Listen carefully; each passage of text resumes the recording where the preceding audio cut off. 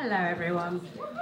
My name's Lydia and I'm going to be reading a piece that I wrote myself called Cake. Secondary school was vile. And for me, puberty was a plague, and oh, how I envied those kids who managed to get it right. Some even achieved snogging, the ability to smoke, and to style out an effortless swept-over fringe. Those were the teens who earned badges for street credibility by bunking off class to discover what a hymen was. Whereas the majority of my squandered youth was spent in the company of my imagination and the tender wailings of Kate Bush. I was invisible and mute, mouse-like. But a riot is the language of the unheard, and I was about to discover just how loud I could be. Let us set the scene. Food tech department, 5 p.m, year 10, after-school coursework catch-up. Naturally, I was the only sporting contender in this extracurriculum. As previously mentioned, fellow students were fidgeting into second base.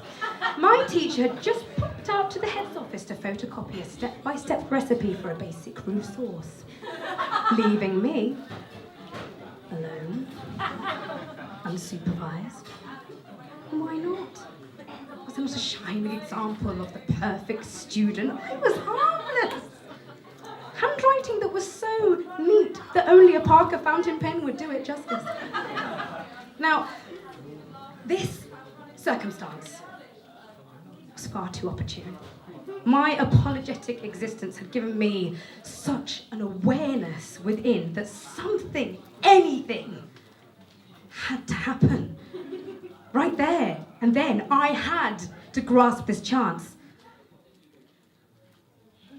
Across from the study area, along with the fridges and cupboards, was an array of freshly baked cakes, encased in heat-resistant Tupperware, made by a Year 7 class earlier that day. Divine providence.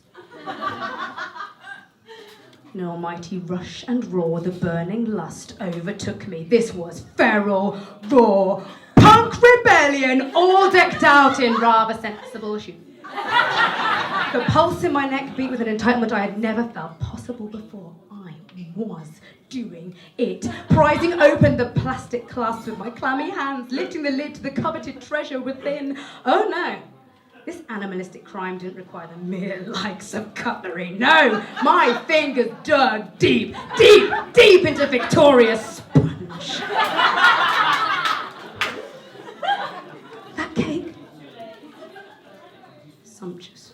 Its voluptuous mass filling my wanting mouth, the blood-red jam centre oozing in abundance, tangy, sweet, raspberry teasing the tip of my tongue, buttercream so dense it filled the top of my mouth like polyfiller, salivating, licking my bottom lip for a sweet trace of escapee crumbs, pining for more.